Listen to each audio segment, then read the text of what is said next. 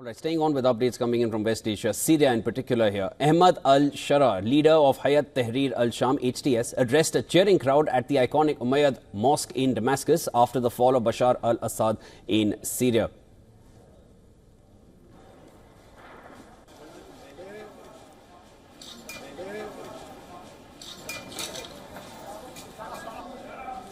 Assad and his family have landed in Moscow and have been granted asylum by Russia, claimed a Russia state media hours after rebels took control of Syria.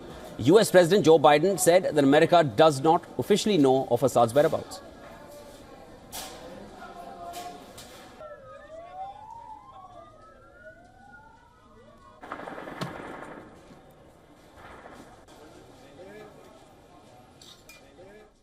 The 24-year rule of Syrian President Bashar al-Assad came to an end with him fleeing, taking asylum in Russia. Now, this is after rebel fighters announced that they had captured the capital Damascus in a lightning offensive that began on the 27th of November. All it took for HTS was 11 days, and it led to the fall of the Assad government.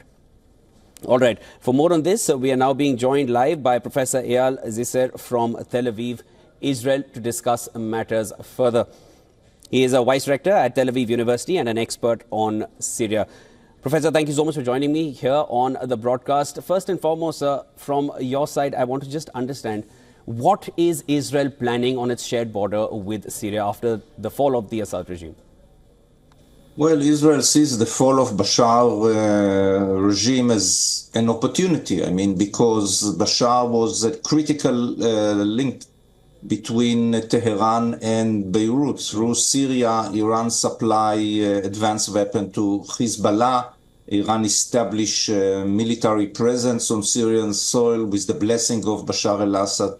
So with the removal of Bashar from power, Iran is pushed back. And this is, of course, a very important, significant, and positive development, not only for Israel, but also for other moderate Arab countries in the region. Having said so, well, we know that the new leader of Syria, we know that the group that seized power in Syria, well, is rooted. This is the origin. It came from ISIS. It came from al-Qaeda. And now the leader, Ahmed Al Shar, is known in his nickname Julani, said that, well, it was when he was very young, immature, and we shouldn't judge him for that. And now he does understand how things are going on in the world.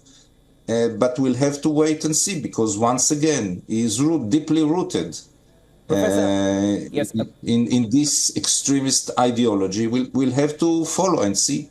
Professor, the Israeli army had earlier on Sunday said that it was progressing into the buffer zone, a demilitarized area in the Golan Heights.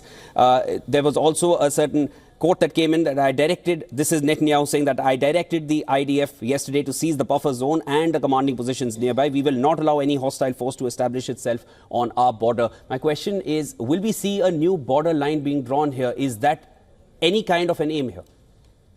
No, and I think there was no even any use to do it. I don't know, and I don't understand why the military took this decision. Maybe because of insecurity, because of fear, because of sense of instability in Syria.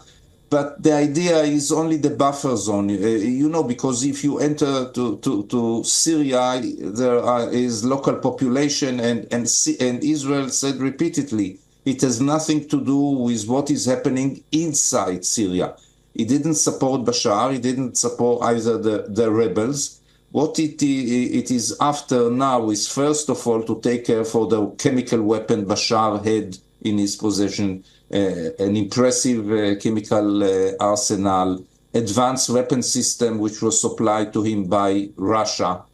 And of course, the possibility that, well, because there is chaos right now in Syria, I mean, in Damascus, Julani has some presence and influence, but all around Syria, well, it's clearly with the collapse of the regime, some degree of chaos, and Israel doesn't want that by mistake, or, everybody has a weapon, they will get closer to the border, there might be some engagement, and that's what Israel is after, to secure the border. I think when things will be stabilized in Syria, there will be no need even for this Israeli presence in this buffer zone.